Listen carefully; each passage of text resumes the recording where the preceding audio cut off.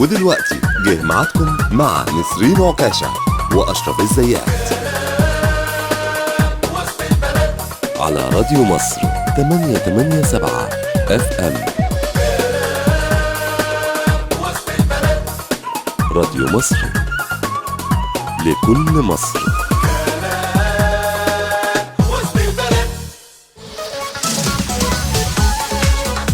حلقة يوم الأربعاء من كلام وسط البلد، هنكون معكم من دلوقتي ولغاية الساعة 6 إن شاء الله. محمد مصلحي، أشرف الزيات، وطبعا زي كل أربع حلقة يوم الأربعاء دايما مع الأستاذ مدحت شريف الخبير في الشؤون السياسية والاقتصادية والأمنية.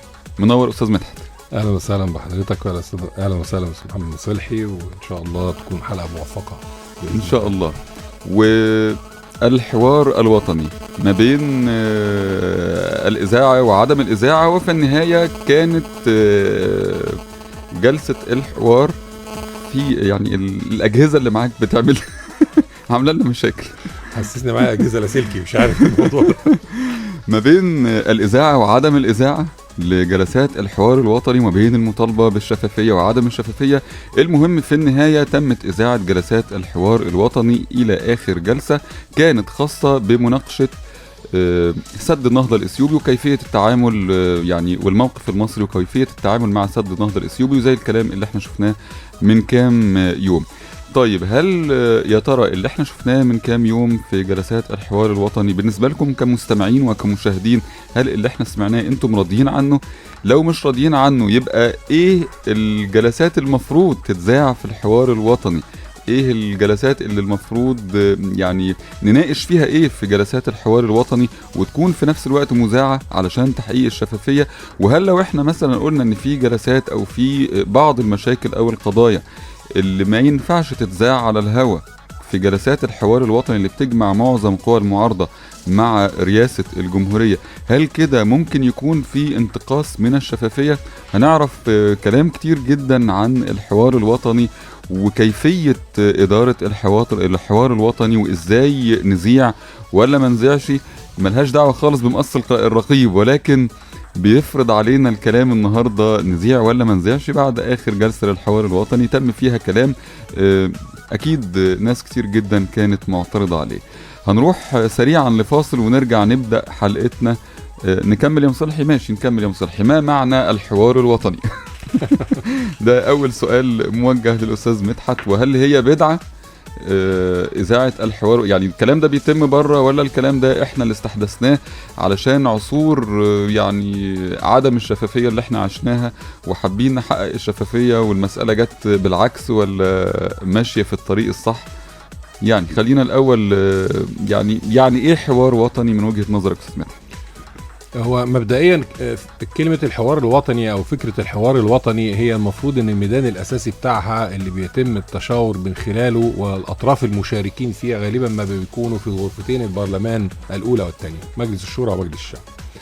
وده موضوع متعارف عليه في العالم كله، مش محتاج أنك تعمل حوار وطني خارج الغرفتين المنتخبتين من الشعب. ولكن للظروف اللي احنا عايشينها في مصر، عشان برضو نقربها للناس، بمعنى ان انا لما حاجه اتحاور وطنيا في موضوع معين انا هطرحه بفرض ان انا هغلي اسعار البنزين، بفرض تمام ان انا هغلي اسعار البنزين، فانا محتاج ان انا اعمل حوار وطني علشان ابتدي اتناقش واطرحوا الحلول البديله وقولوا لي افكاركم. وفي نفس التوقيت اما نوصل لمرحله معينه انا هبقى كمتخذ قرار، لو انا كرئيس مجلس الوزراء او رئيس الدوله هاخد قرار معين، ففي حوار تم في مجلس الشعب، في حوار تم في مجلس الشورى، دول المفروض ممثلين لجميع الاطياف السياسيه اللي موجوده في هذه الدوله، ادلوا فيه بدلوهم وقالوا ارائهم وافكارهم، وبناء عليه بتخذ القرار بعد. زي جلسات الاستماع اللي احنا بنشوفها اثناء مثلا مناقشه يعني قانون الجمعيات الاهليه، اثناء مناقشه بعض الاوضاع الاقتصاديه زي اللي احنا بنشوف في مجلس الشورى. تقصد كده وزي مجلس الشعب بالظبط، زي مجلس الشعب قبل كده في العصور، يعني احنا مش اول مره يبقى عندنا مجلس الشورى او مجلس الشعب، ده بالظبط الموضوع بصفه عامه.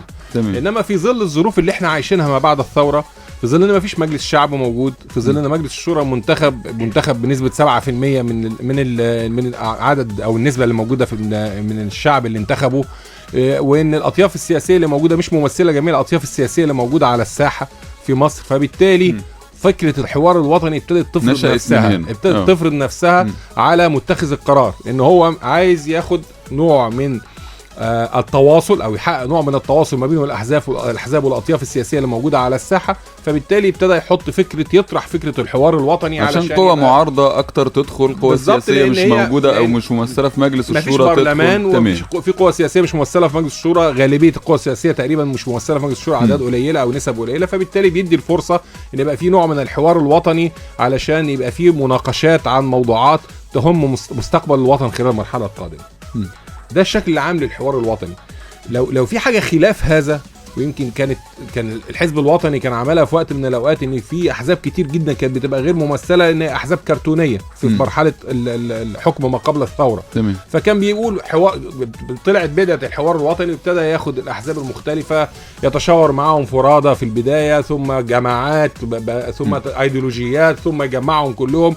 وكان نقدر نقول ان هي مجرد ان هي هيكل شكل بس فقط لا غير، ان هو بيعمل حوار وطني مع الاحزاب فعليا. انما تمام، يعني شكل الحوار الوطني ده اللي احنا شفناه ده، سواء بقى بايجابياته او سلبياته، يعني لا نحدد اللي احنا لا يعني ما احنا هنتكلم بقى بايجابيات والسلبيات اللي في الحوار الوطني من ساعه ما بدا لغايه اخر جلسه تمت مناقشه يعني مساله سد النهضه الاثيوبي فيها. ولكن معنى كلامك اللي احنا بعد انتخاب مجلس النواب او مجلس الشعب وحل مجلس الشورى طبعا زي ما الدستوريه قالت، وانتخاب مجلس الشورى جديد، هتنتهي مساله الحوار الوطني بالشكل ده. انا ما اقدرش اقول هتنتهي، لان ده في الاخر القرار بيرجع لرئيس السلطه التنفيذيه اللي هو رئيس الدوله. هو ده اللي هيبتدي يقول من عنده انا عايز اعمل جلسات حوار وطني، لان في اطياف غير ممثله داخل مجلسي الشعب والشورى. وممكن يقول لك لا انا مكتفي، لان دول ممثلين جميع الاطياف السياسيه ذات الثقل على الساحه السياسيه داخل مصر، ودول ممثلين للشعب. فانا بكتفي بدول. فاذا كلمه الحوار الوطني هي موضوع في النهايه موضوع بيرجع لرئيس الدولة. هل هو او رئيس السلطة التنفيذية، لان في دول اخرى رئيس الدولة ليس رئيس السلطة التنفيذية، هو رئيس الوزراء. فبيرجع لرئيس السلطة التنفيذية، هل محتاج انه يعمل حوار وطني مع اطياف اخرى ممثلة في احزاب واطياف سياسية مختلفة في الوطن ام لا؟ لكن مبدئيا الحوار مكانه مجلسي الشعب والشورى كبداية. ده رقم واحد، ده رقم واحد في اي حوار وطني. تمام. تواصلوا معانا من وجهة نظركم، يعني شفنا كذا جلسة للحوار الوطني، يا ترى ايه ابرز الايجابيات وايه ابرز السلبيات اللي انتم شفتوها وعايزينها فعلا تنتهي، وايه لو شفتوا حاجة ممكن تكون تمثل خطر؟ وده اللي هيقول لنا عليه الاستاذ مدحت الشريف ان شاء الله بعد موجز الاخبار. وهنتكلم معاك برضو استاذ مدحت عن ابرز الايجابيات اللي انت شايفها وابرز السلبيات لو وجدت دي او وجدت دي. انا شايف ابتسامه، يعني احنا ابتدينا بالايجابيات ليه ما بدناش بالسلبيات؟ يعني عشان احنا يعني بشروا ولا تنفروا. تواصلوا معانا الاسم اس 9 11 70 كمان على تليفوننا 1700 من اي تليفون محمول.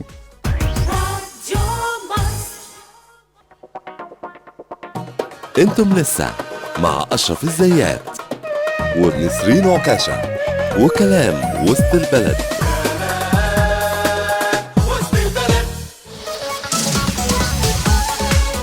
لسه بنتكلم معاكم عن معنى الحوار الوطني وازاي يعني شايفين الحوار الوطني، وكذا جلسة تمت. شايفين ايجابيات الجلسات دي باي شكل، يعني شايفين السلبيات باي شكل. بنستقبل كل ارائكم على اس ام اس 9 11 70 كمان على تليفون 1700 من اي تليفون محمول. ومن الرسائل اللي جات لنا الابرز بيقول يعني ان المؤتمر انعقد لمناقشة مسألة حياة او موت، وكانوا بيسقفوا وبيضحكوا. ده رأي صاحب الرسالة طبعا. كمان رسالة تانية بتقول احنا في كارثة الحوار الوطني. لسه معانا ومعاكم استاذ مدحت الشريف الخبير في الشؤون السياسية والاقتصادية والأمنية. برحب بيك مرة تانية استاذ مدحت، وعايزين نتكلم عن أبرز الإيجابيات من وجهة نظرك اللي شفتها في جلسات الحوار الوطني اللي تمت.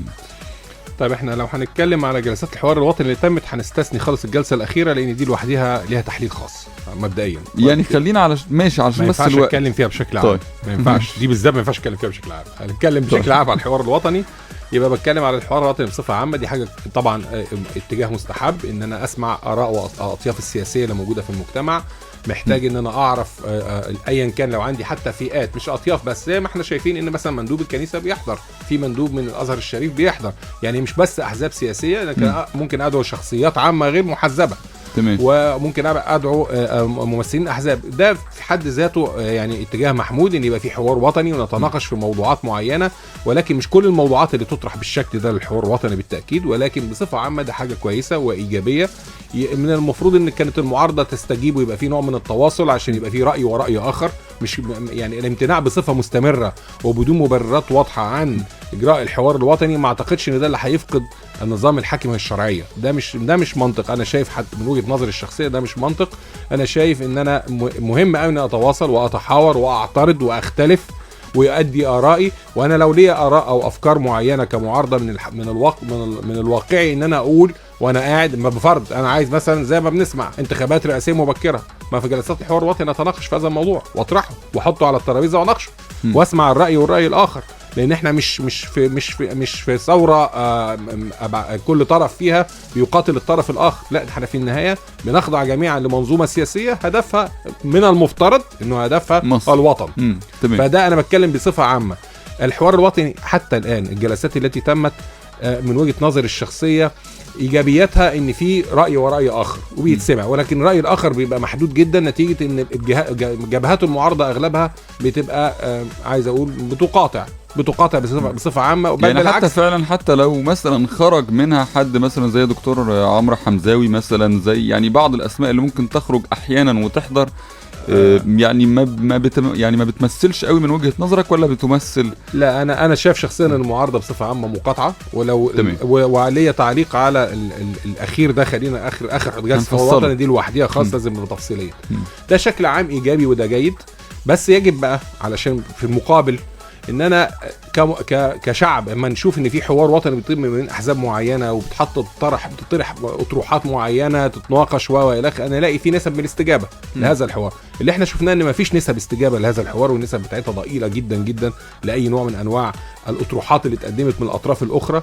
يا اما الاطياف كلها اللي تبقى حاضره والايديولوجيات اللي تبقى حاضره الى حد ما بتمثل جبهه واحده او اتجاه واحد سياسي، فبالتالي ما خرجناش كتير عن اللي بيحصل مثلا في المناقشات في مجلس الشورى، فما بقالوش الاثر الايجابي القوي. طبعا الحوار الوطني رقم واحد فيه علشان ينجح. يعني هي يعني قبل ما حضرتك تكمل الكلام، يعني المفروض كانت المعارضه ايا كان لازم تحضر. انا وجهه نظري الشخصيه لازم تحضر وتحط اطروحاتها امام الجميع وتطرحها قدام وسائل الاعلام بالذات. هو ده بقى اللي احنا بنتكلم عليه علشان يظهر الاعلام والشفافيه. يجب ان تغطي هذه جلسات الحوار، الراي والراي الاخر. انا قاعد في جلسه حوار وطني وانا معارضه، انا بقول كمعارضه انا عايز مثلا بفرض ان انا عايز مثلا انتخابات رئاسيه مبكره.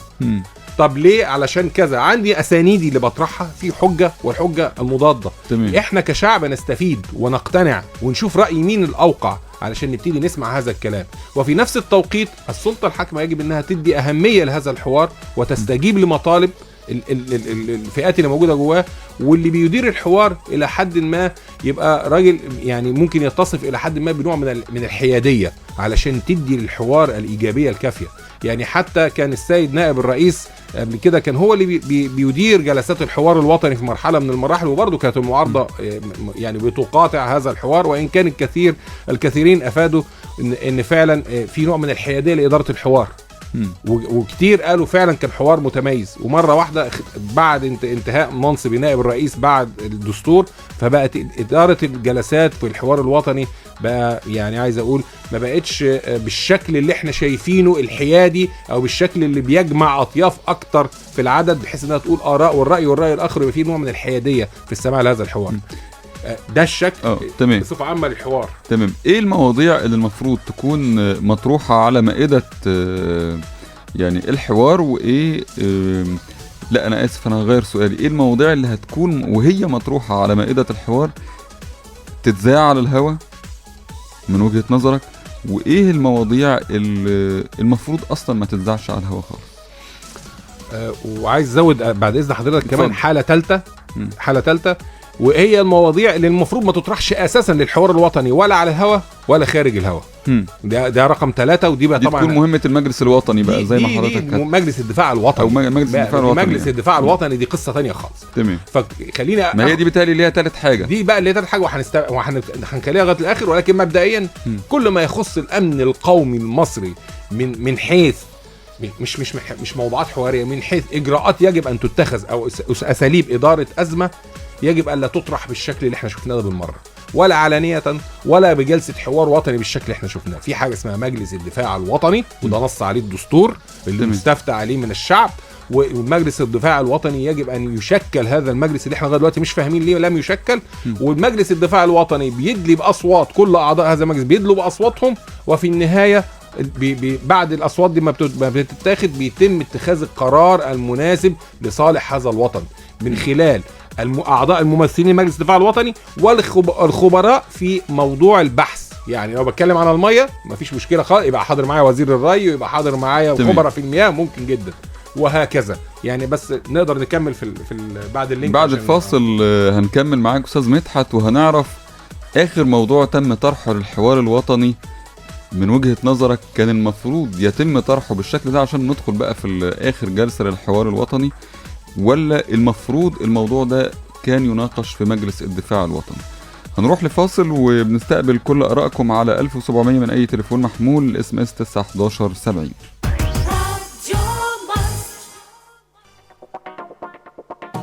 انتم لسه مع أشرف الزيات ونسرين عكاشة وكلام وسط البلد.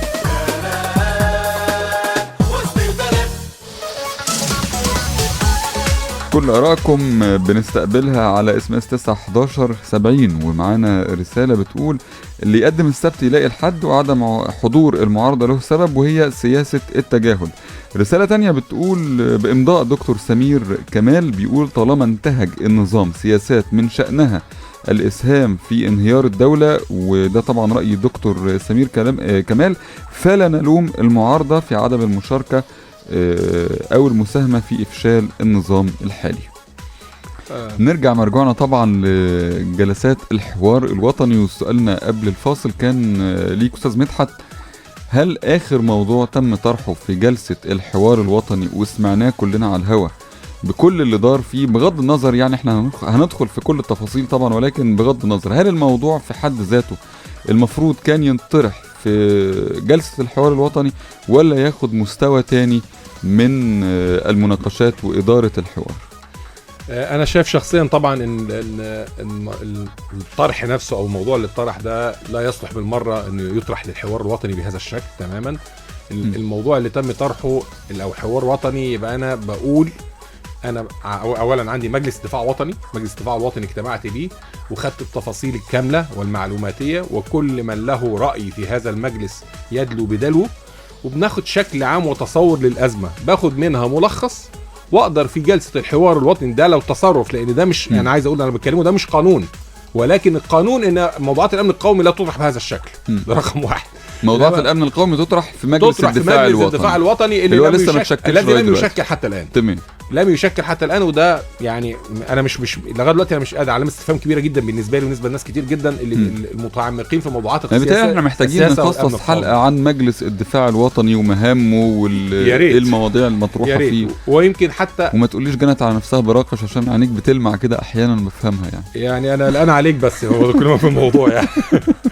انا المجلس الامن القومي بصفه عامه، حتى وزاره الدفاع كانت قدمت مقترح لمجلس الشورى او شكل لمجلس الدفاع الوطني، القانون شكل مقترح للقانون نفسه بتاع مجلس الدفاع الوطني، وحطت فيه بعض المحددات العامه للمجلس، وزي ما حضرتك تفضلت نقدر نخصصها في حلقه تانية. ولكن المجلس المفروض انه بيرأسه رئيس الدوله، وبيبقى معاه رئيس مجلس الوزراء ووزير الدفاع ووزير الداخليه ومدير المخابرات العامه ووزير الخارجيه ووزير الماليه ووزير الصحه، دول كلهم اعضاء اساسيين في المجلس. ده شكل عام للمجلس، لان ممكن بقى تضاف او تتحط طبقا للقانون اللي هيتحط، وبالاضافه لاي وزير من الوزراء المعنيين بالازمه اللي احنا بنطرحها بالموضوع اللي احنا بنناقشه. أيوة. تمام. وجميع موضوعاته ده نص في القانون يجب ان يوضع تناقش فيه سريه تامه.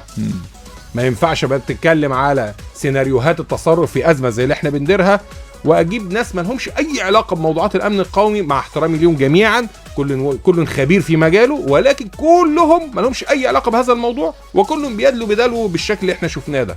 احنا شفنا طبعا اللي احنا شفناه ده نوع من، عايز اقول لحضرتك، الاجتهادات الشخصيه اللي ممكن اي واحد قاعد في بيته يقعد يشخبط الورقه بكلمتين ويطلع يقولهم، انما فعليا ليس له اي علاقه بموضوعات السياسات الامن القومي اللي المفروض تدار داخل مصر. ايه ممكن يكون اتقال في اخر جلسه له علاقه بسياسه الامن القومي؟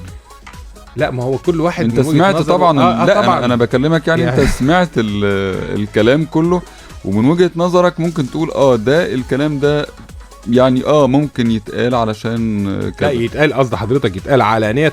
لا مش علانية ولا يتقال طبعا. سرا معلش حضرتك متفقين ان هي المسألة هتبقى سرية، مش الكلام اللي حصل. الكلام اللي حصل ده اخر حاجة ممكن حد كان يتخيلها في حياته داخل مصر او داخل اي دولة على مستوى العالم بتتعامل في اطار منظومة دولية. ما ينفعش ده خالص. ده موضوع حالة شاذة. انا اللي فكرني بس بيها موقف كان جون ميجور رئيس وزراء بريطانيا في التسعينات.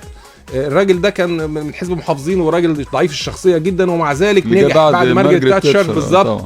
ففي مرة كانوا جاي زي ما احنا كنا قاعدين كده، زي ما انا وحضرتك كده قاعدين في الإذاعة، وكان هو المفروض بيلقي كلمة للشعب.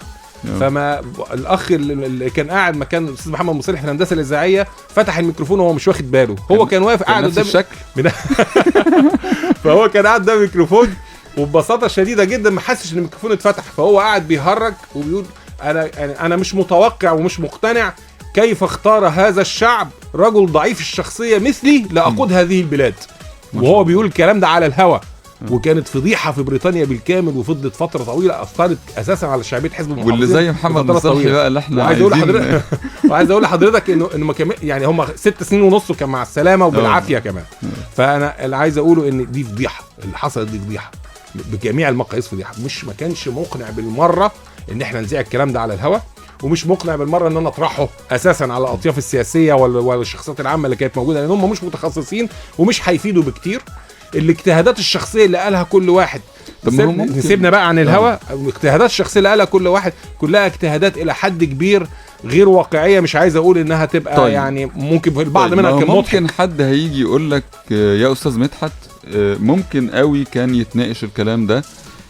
خلينا نقول ان في مجلس الشعب ومجلس الشورى، خلينا نقول ان في ممكن يتناقش في مجلس الشعب ومجلس الشعب وعلنا ونفس الكلام. لا علنا حاجه، لحظه واحده بس.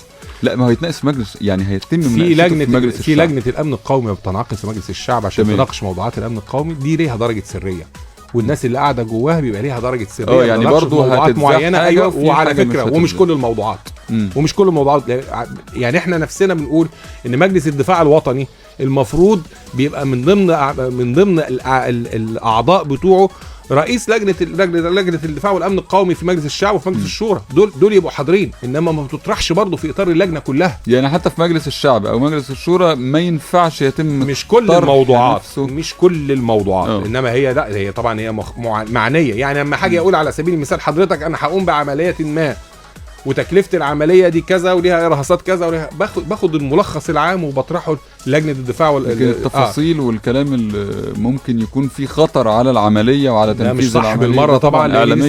اي حد في الف ب، يعني مش ممكن حضرتك هتبقى قاعد قدامي واحنا بنتنازع على ملكيه ارض على سبيل المثال، ببتدي بالوسائل القانونيه وبعد كده هبتدي لا قدر الله اجيب بلطجيه ويتخانقوا معاك وهقدر مش عارف ايه، واقعد اقول الكلام ده قدامك وعلى الهواء قدام الناس في مجلس عام وانا بتكلم فيه. كلام غير مقنع بالمره. تمام. احنا بالمناسبه ما بنتكلمش النهارده عن السد ومشكله السد. احنا اتكلمنا يوم الاربعاء اللي فات عشان في بعض الرسائل بتتكلم عن مخاطر سد النهضه الاثيوبي على مصر والسودان طبعا، ولكن بنتكلم عن آخر جلسة للحوار الوطني وعن مفهوم الحوار الوطني. ومن وجهة نظركم احنا شفنا كذا جلسة، ايه الإيجابيات وايه السلبيات، ايه المواضيع اللي من وجهة نظركم المفروض انها تحقيقا للشفافية تتذاع على الهواء مباشرة، وايه المواضيع اللي زي ما أستاذ مدحت بيقول لازم يكون في سرية، ما ينفعش هنا ما فيش شفافية، لازم سرية، ولازم مجلس الدفاع الوطني اللي يتم تشكيله هو اللي يناقش الكلام ده مش في الحوار الوطني. كلمونا على 1700 من اي تليفون محمول،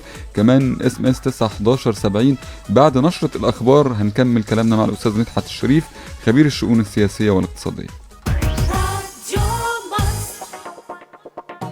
انتم لسه مع اشرف الزيات ونسرين عكاشة وكلام وسط البلد.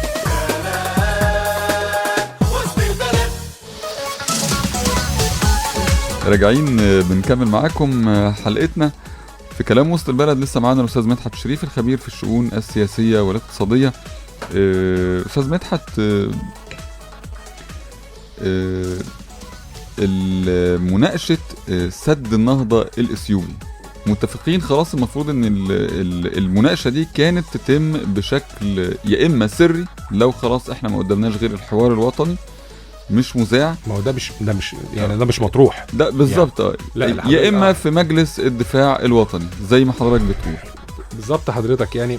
تمام. اللي قلته مجلس دفاع وطني وبيحط اصوات. تمام. والاصوات دي بناء عليها السيد الرئيس بياخد القرار بتاعه باغلبيه الاصوات اللي بتطرح. تمام. نحمد ربنا ان ممكن ما يكونش حصل حاجه كنتائج للكلام اللي ممكن خرج من بعض الاطراف المعارضه في الحوار. هو الحمد لله الذي لا يحمد على مكروه سواه. الحمد لله والشكر لله.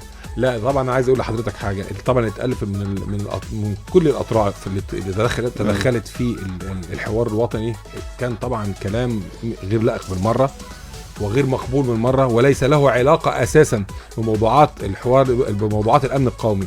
حتى يعني مثلا حزب النور حزب محترم وقعد فتره وجهز نفسه وعمل لجان وطلع بورقه ومقترحات، والورقه والمقترحات طرحت على الهواء. هل حضرتك شايف ان الكلام اللي اتقال ده ما يبقاش موجود عند اصغر ضابط في اي جهاز امن قومي موجود؟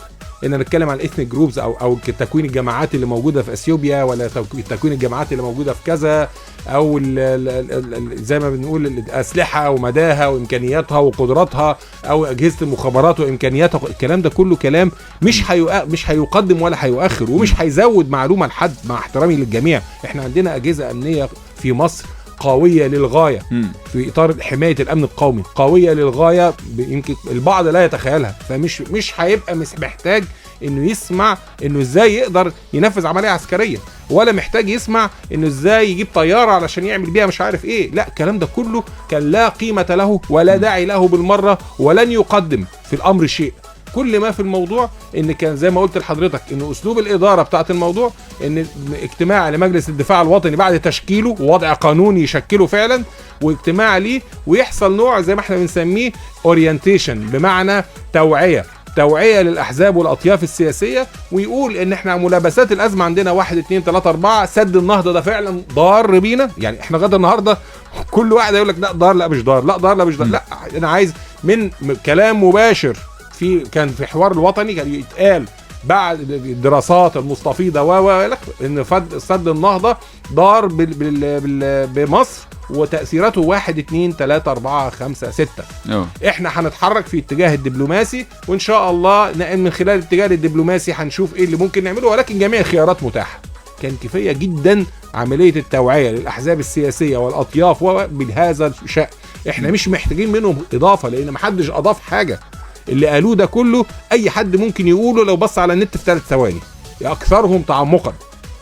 كان ممكن تاخد يعني كان ممكن ياخد الاطار اللي هي ايه زي ما بيقولوا مبادرات شعبيه ومبادرات مثلا يعني داخل فيها مثلا المجتمع المدني والى اخره، ما تاخدش الشكل الرسمي اللي احنا شفناه. المبادرات حاجه وكل واحد بيدي مبادرات، في مبادرات شعبيه وفي ناس محترمين راحوا وسافروا دول افريقيه وعملوا تواصل وحاجات جميله كويسه جدا، ولكن للاسف ما اتبناش عليها حاجه برغم انها راحوا وعملوا.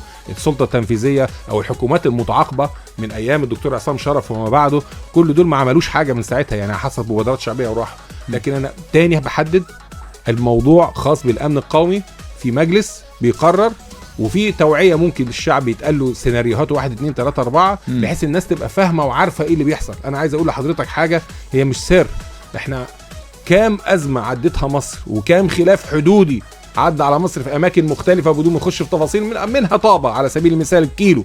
مين اللي كان بيتدخل وامتى كان في حوار وطني وامتى كان في مناقشات؟ كان في لجنة خبراء موجودة مع ما كان يسمى مجلس الدفاع الوطني، بيتعاملوا مع هذه المشاكل بحرفية عالية للغاية، وبيمدهم بيها أجهزة الاستخبارات بتاعتنا المتقدمة يعني عايز أقول حضرتك خبراتها وإمكانياتها وقدراتها غير عادية. أنت ليه بتحط نفسك في المجال ده؟ أنت لا يمكن حضرتك، أنا ما ينفعش أبقى أجي عند حضرتك وأنت أستاذ في الزراعة مثلا وده ومش دراسة بس، لا هو منفذ وعامل مشروعات، واجي أنا لمجرد إن أنا في حزب سياسي أجي أقول لك مقترحات الحل عندك في الزراعة كذا وكذا، قد يكون ليا رؤية أقولها، انما مش انا اللي هقول لك اعمل كذا وهدي لك التفاصيل. ما ينفعش. انا مش معنى ان انا بقيت سياسي معناه ان انا بقيت عالم بباطن الامور كلها. انا اسف مع احترامي للجميع، وجميع المقترحات اللي اتقالت هي مقترحات يعني في اجتهادات فيها وفي مقترحات كانت فكاهيه وكوميديه للغايه، ممكن نقعد نضحك عليها لغايه ما عينينا تدمع. وبعدين معلش انا اسف بس انا لازم اقول الكلمه دي،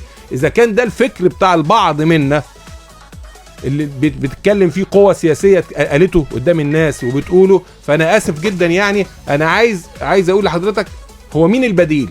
طب أنا دلوقتي معترض على نظام قائم، طب مين اللي بتقدموه بديل؟ وقولوا لي زعامه واضحه تقول ان انا بديل. يعني بس عشان ما يبقاش دخلنا في موضوع تاني. هي دي مهمه جدا، معلش انا اسف. انا بتكلم انا كمواطن مصري. طب يا جماعه مين انت بتتكلم على ان ممكن يبقى عندك اي معارضه في الدنيا لازم عندها بديل، انها في يوم من الايام هتتولى الحكم في اطار تداول السلطه ديمقراطيه. يعني تقصد ان المعارضه ما قدمتش في الجلسه ديت رؤيتها كمعارضه، سواء حضرت واللي ما حضرش. انت طبعا قلت يعني هو ما حضرش من الاساس، يعني هو ما ناقشش الموضوع. لا بس هو ده بالذات في ده، يعني في الحوار الوطني الاخير، لا انا بحترم كل اللي ما حضرش، لان ما كانش ينفع يحضر. انا اسف، انا اللي ما حضرش لو كانت رؤيته زي ما رؤيته زي ما بقول لحضرتك كده، الرؤيه مش زي ديت الرؤيه المعلنه ما كانتش ايا كانت دي. ولكن هو ما حضرش. انا بحترم اللي حضر وما كانش بيحضر قبل كده وحضر. انا شايف انه ما كانش له معنى خالص. هو حضرته عنده معلومات ايه في الدنيا هيضيفها لصالح الامن القومي المصري، وقدراته وخبراته العمليه اللي نفذ بيها في حياته عمليات او ممارسات سياسيه او خلافه، عشان يجي يقولها. احنا سمعنا تصريحات بعديها كوميديه للغايه. لو قلت تصريح منها دلوقتي من اللي اتقال على التويتات هنقعد نضحك. خلينا ناخد التليفون اللي معانا الاستاذ تامر. اهلا وسهلا. السلام عليكم. وعليكم السلام ورحمه الله وبركاته. اهلا استاذ اشرف، ازي حضرتك؟ اهلا وسهلا استاذ تامر. اهلا معاك. تابعت جلسات الحوار الوطني يعني وخاصه الاخيره؟ يا فندم. انا اولا بس بحب احيي ضيف حضرتك. مدحت بجد كلامه واقعي جدا وكلامه جميل جدا. اهلا بحضرتك. لو هستأذنك بس هقول في كام نقطه سريعه كده. النقطه الاولانيه، الحمد لله ان الحلقه الحوار الوطني ده اتذاع عشان نعرف مدى لا قول تاني عشان خط قطع. مدى تفكيرهم ومدى عقلياتهم، يعني شكلها ايه. تمام. ان احنا نعرف اللي ماسكين البلد واللي بيحكموها دلوقتي شكلهم وتفكيرهم عامل ازاي وامكانياتهم عامله ازاي. فدي الحمد لله ان احنا شفناهم. دي حاجه ثانيه انا بطلب من شفت اللي بيحكم واللي بيعارض. الاثنين طبعا. كله بتكلم على كله. تمام. النقطه الثانيه، بطلب من وزير الاعلام ان هو يعمل الحلقه بتاعت الحوار الوطني دي كل خميس كفاره كوميديه بتيجي على التلفزيون المصري او على اي قناه حتى. ممكن انا ماليش دعوه بقى بالكلام ده عشان احنا دخلنا كده في كلام كبير. لا انا بتكلم ان هو كلام كوميدي جدا، وزي ما استاذ مدحت قال اي حد في الشارع يقدر يقول الكلام ده. يعني كان ناقص حد يطلع في الحوار الوطني ويطلع يقول احنا المفروض نبعت لهم مازنجر وحاجات زي كده. بصراحه يعني كان تهريج شديد جدا. يعني ما اعرفش الناس دي وصلت للاماكن دي ازاي. ان دي نقطه. النقطه الثانيه هكلم حضرتك بخصوص الحوار الوطني نفسه. انا يعني اللي قبل كده مش. طب خليني بس قبل ما تكمل كلامك، انت طبعا متفق مع الاستاذ مدحت على ان الموضوع ده لا يتم اثارته او مناقشته في جلسه للحوار الوطني. طبعا. طيب طبعا. من وجهه نظرك قول لي مثلا 1 2 3 مشاكل محتاجين حوار وطني. محتاجين حوار وطني. محتاجين ان احنا نعمل لهم حوار وطني دلوقتي وبنزعل على الهوا علشان يبقى فيه شفافيه. استاذ حضرتك، هو الاول حتى خلينا يعني زي ما هو استاذ مدحت فصل ما بين الحوار الاخير والحوارات اللي قبل كده. تمام. هو الحوارات اللي قبل كده اللي هي ما كانش فيها ازمه وما كانش فيه مشاكل وما كانش فيه حاجه تخص الامه نفسها، الامه المصريه. هو اللي كان بيحصل قبل كده كان حوار وطني. هو ده اللي انا كنت بحسه واللي انا لاحظه كمواطن عادي جدا، ان اللي كان بيحصل عباره عن حوار الطرشان. تمام. ان الاثنين جايين نقعد عشان احنا بنعمل اجتماع. يعني عارف حضرتك لما كان بنسدد ورق او يعني بيورينا صوره حلوه وهي اساسا ما هي الصوره حلوه. وجهه نظرك كده؟ طبعا. دي نقطه. النقطه الثانيه اللي انا عايز اتكلم فيها برضه، هو ده بيقدم ايه والمعارضه بتقدم ايه. يعني مثلا لما نيجي نحلل نقطه بسيطه، معلش انا اسف سريعا بقى يا استاذ سامر عشان الوقت بدا يجري. زي نقطه مثلا تمرد، مع احترامي ليهم كلهم، و7 مليون صوت. طب ما احنا لو احنا بنتكلم عشان البلد دي وعشان خاطر البلد دي، بس 7 مليون صوت دول لو نزلوا الانتخابات، حزب النور لما خد 25% في انتخابات مجلس الشعب الاولانيه كان خد 25% تقريبا، كانوا 7 مليون صوت. تمام. طيب انا عايز اسالك سؤال اخير لان فعلا الوقت مش معلش انا قصدي اللي انا عايز اكمل النقطه. هي وصلت. اتفضل. اللي انا اقصده ايه، ان الناس دي لو احنا نزلنا ومفروض ان اللي في الحكم دلوقتي شعبيتهم بتتناقض، الواضح. يعني لو احنا قدرنا ونجتهد، بالنسبه للمعارضه لو عندها مشروع وان هي نزلت في الشارع وخدت رقم وشكلت حكومه تقدر تدير البلد وتقدر تغير، ده لو عندها مشروع. تمام. انا عايز سريعا قول لي، عجبك ولا ما عجبكش ان بعض القوى المعارضه ما رضيتش تحضر جلسات الحوار الوطني او جلسه الحوار الوطني الاخير؟ والله طبعا انا مع اختلافي معاه فكريا ان انا اشكر الدكتور عمرو حمزاوي ان هو حضر ودي جابها منه رغم ان هو معترض على حاجات كتير. واللي ما حضرش مع ولا ضد اللي ما حضرش سريعا؟ لا طبعا ضد. في الاخر احنا كلنا بشكرك في وقت الازمات نقف جنب بعض. بشكرك استاذ تامر على مداخلتك، وبرجع اكمل كلامي معاك استاذ مدحت. انا بس عايز اقول لحضرتك حاجه، والاستاذ تامر اثار كلمه كويسه قوي، ان الدكتور عمرو حمزاوي حضر الجلسه الاخيره فعلا، وبصرف النظر احنا متفقين معاه او مختلفين معاه في وجهات الايديولوجيات للتعامل مع الحاله السياسيه في مصر، ولكن هو حضر فعلا. بس من الواضح ان لما حضر كان في خلاف واضح ما بينه وبين الاطراف الاخرى بما فيهم جبهه الانقاذ. وعشان كده انا عايز اقول بس على التويته اللي قالها عنده او اتحطت على موقع لليوم السابع. بالمناسبه هو تاني مره يحصل الخلاف ده يعني. ما علينا احنا ايا كان الشكل يعني. بس انا هقول التويته دي، ويا ريت بعد ما اقولها حد يقول لي هو فهم ايه. هو بيقول بالظبط: خسر مزايدون على المصلحه الوطنيه وهواة خلط المعايير ومنتجي السياسة الرديئة التي تعدل بها المواقف الثابتة بعشوائية، وخسر المستجيبون لصخب المزايدين، وخسر الرأي العام المصري المزيد من الرموز السياسة الذين تجاهلوا المصلحة الوطنية خوفا أو ترددا. دي التويتة اللي كانت نازلة قالها يوم السابع. يعني أنا عايز أقول في الآخر إن هو طبعا صعب إن حد يفهم يعني الموضوع إيه بالظبط الغرض منه، لكن واضح إن في خلاف معين يعني إحنا محتاجين يعني محتاجة ترجمة بصراحة. محتاجة ترجمة. فيعني عايزين بس يبقى إيه، نوضح إن في خلاف كان واضح ما بين القوى المعارضة بشكل أو بآخر، وفي أطراف حضرت وفي أطراف ما حضرتش. وده في حد ذاته مقبول، حتى الخلاف مقبول في حد ذاته ما بين الاطراف المختلفه. جميل. دكتور سمير كمال بيقول لنا برضه في رساله، وده راي هنخرج لفاصل حاضر يا مصلحي، بس ده راي هنناقشه معاك بعد موجز الاخبار وبعد الفاصل. دكتور سمير بيتكلم عن راي ممكن يكون موجود دلوقتي في جزء من الشارع المصري وجزء من المواطنين. بيقول ان دي مؤامره لكشف البدلاء المعروضين على الساحه بديلا عن الاخوان او عن الحريه والعداله. ده رايه. في حد تاني بيحيي جبهة الإنقاذ لعدم وقوعها في هذا الشرك. خلينا ناخد رأيك على الرسالتين دول بعد موجز الأخبار أستاذ مدحت، ولسه بنستقبل كل آرائكم على 91170 كمان من أي تليفون محمول على 1700.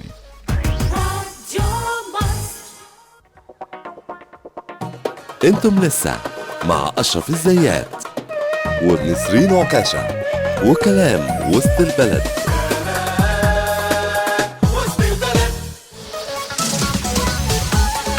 قبل موجز الأخبار كان الرسالتين اللي قلنا هنعلق عليهم.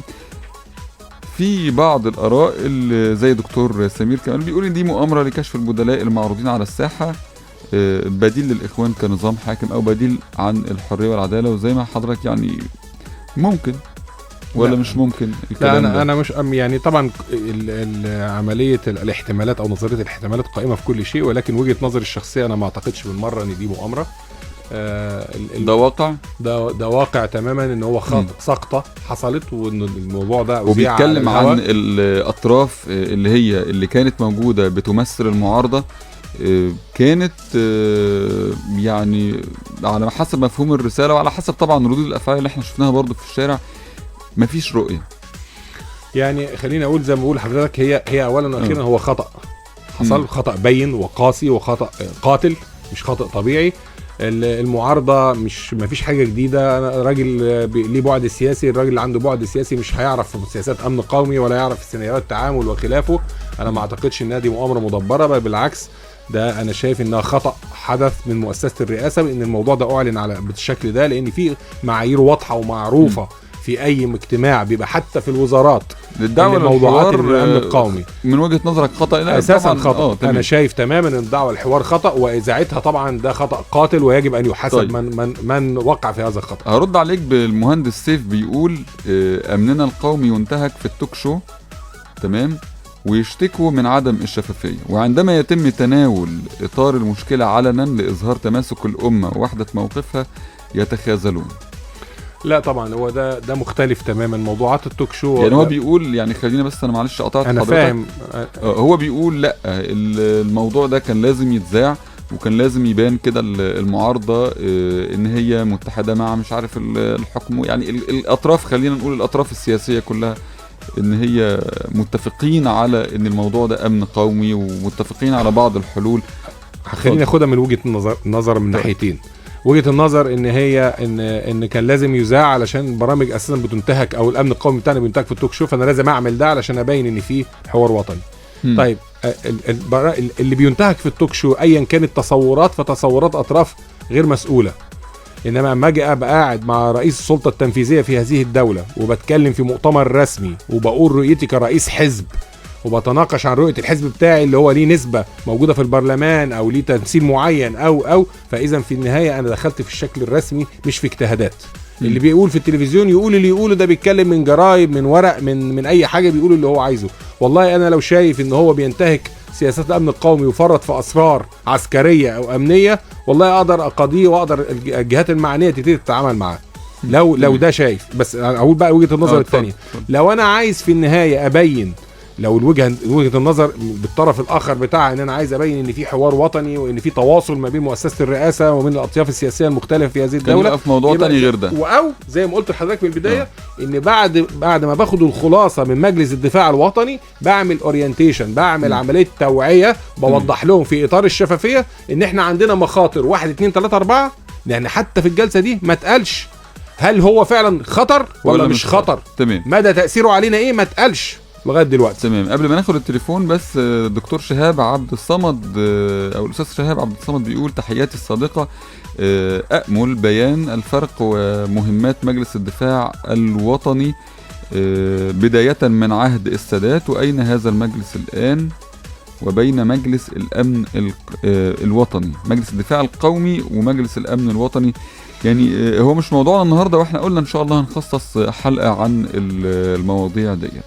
كمان في حد بيقول السؤال في غير محله، انا مش عارف بقى اي سؤال، ولكن يمكن هو موضوع الحلقة كله، حيث انه بعد انتهاء الحوار وتناوله اعلاميا. ماشي. معنا استاذ مجدي على التليفون، اهلا وسهلا. اهلا وسهلا فندم، بالصحه يا فندم، زي اشرف. كله تمام، اهلا بيك، اتفضل. ربنا يطمنا عليك والاستاذ مدحت. اهلا وسهلا بحضرتك. مبارك. تمام. الحمد لله. احب اوضح حاجه. طبعا اولا بهني الاستاذ اشرف على انه بيستضيف الاستاذ مدحت واستقطبه في هذا البرنامج. استقطبني؟ بلاش استقطبه دي. استقطبني. ايوه ما انا هقول لحضرتك حاجه، خلينا نروح مع بعض. انت فعلا استقطبت الاستاذ مدحت على في البرنامج ده، هو لان لو هذا الاجتماع او الحوار اللي احنا بنقول عليه حوار وطني او حوار لحل المشاكل الامنيه او الامن المائي او ما سميت المسميات اللي طلعت على هذا المؤتمر، تمام؟ النهارده ازاي يكون عندي واحد زي اللي هو مدحت قاعد قدامي وانا كجهاز تنفيذي للدوله ما اعرفش ان الراجل ده موجود وبيتكلم في اسس ونقاط هامه جدا في الامن الوطني. يعني انا طبعا بالنيابه عن استاذ مدحت يعني بشكرك على المجامله الجميله ديت، وبحييك يعني على ادبك في الكلام فعلا. استاذ يعني مجدي انا بشكرك جدا، بس على فكره كل اللي انا باخده من اشرف ازازه عصير كل حلقه. هو ده اللي بيستقطبني بازازه عصير، وهو اللي جاب لي العصير النهارده بالمناسبه. يعني صعب قوي يستقطبني بكوبايه عصير يعني.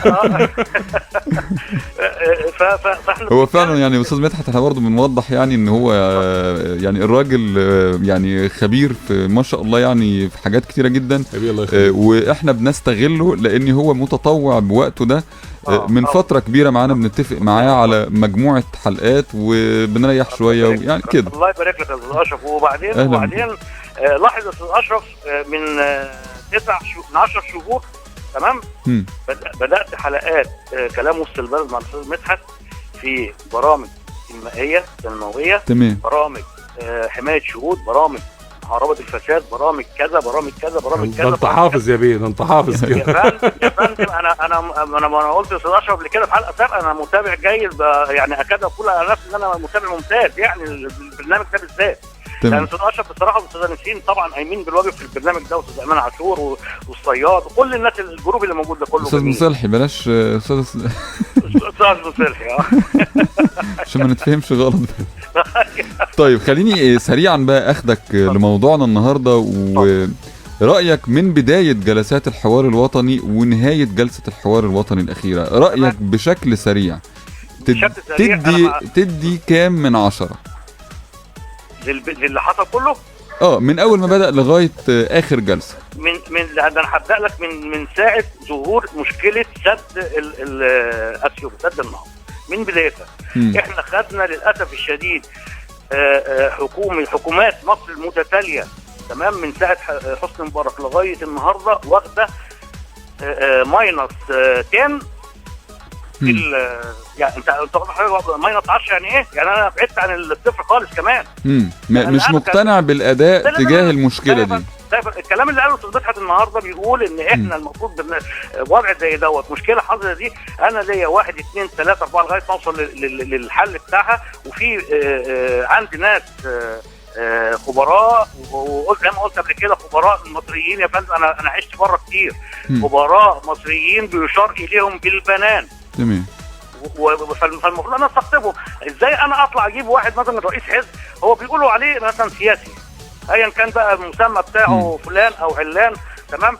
ازاي انا اخليه يتكلم في حكايه امن وطني تعرف ايه عن الامن الوطني؟ زي ما الاستاذ مدحت معلش انت تعرف ايه عن الامن الوطني؟ ازاي تقول لي اطلع اجيب على او نستطلع او مثلا يكون في جلسه سريه؟ المفروض جلسه سريه هتبقى مع المتخصصين. انا ما بدخلش سياسيين في الموضوع ده خالص. السياسيين دول يبقى ليهم اتجاه ثاني، الاتجاه الثاني بتاعهم اللي هو الاتجاه الشعبي، اتجاه المفاوضات. طيب لو عملنا تمام علشان يعني سريعا قول لي علشان نختم مع حضرتك استاذ مجدي. لو عملنا وقلنا ان في جلسه حوار وطني هتتم خلال اسبوعين، ايه الموضوع اللي ممكن تطرحوا عليه؟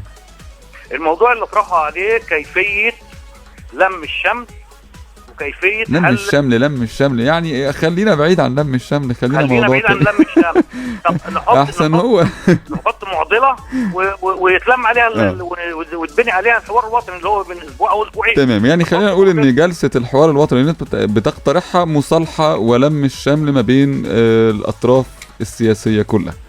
لان لاحظ حضرتك بعد اذنك سريعا كده اهوت، احنا دلوقتي بره الناس بتنظر الينا ان احنا دوله مفككه، دوله بدون دوله بلا دوله.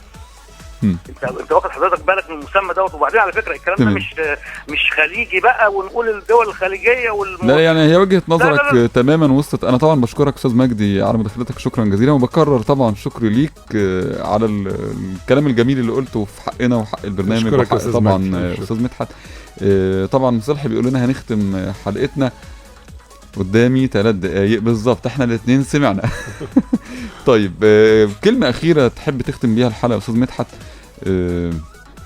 النهارده، هتقول يعني أو سؤال مثلا عايز تجاوب على سؤال أنا مثلا يمكن ما سألتوش.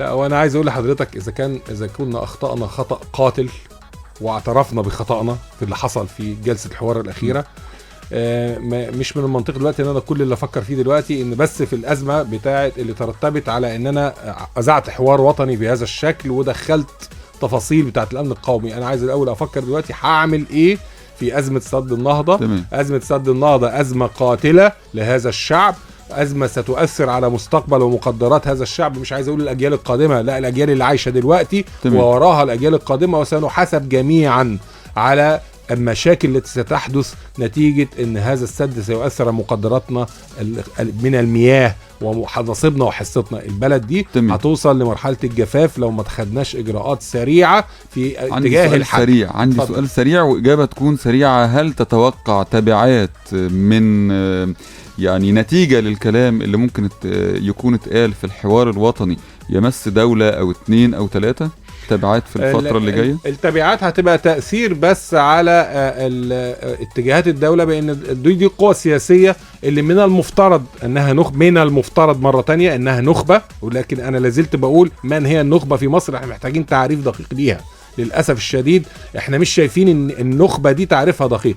من المفترض انها نخبة، فده تأثيره على العلاقات بس فقط لا غير، ويجب ان احنا نزيل المشاكل دي اللي حصلت من او خلينا اقول ايه التأثير السلبي اللي حصل من الكلام اللي اتقال اللي غير منطقي وغير مسؤول وغير مقنع، ولا داعي ليه ان كان يتقال من الاساس ولا سرا ولا علانية. تمام، بشكرك استاذ مدحت شريف الخبير في الشؤون السياسية والاقتصادية، شكرا جزيلا. كنت معانا من 4 لغاية دلوقتي، وبشكر كل مستمعينا طبعا وكل تواصلوا معانا عن طريق SMS او التليفون، وبعتذر طبعا ان احنا بيبقى الوقت ضيق جدا، ما بنلحقش ناخد تليفونات كتير في الحلقه بتاعت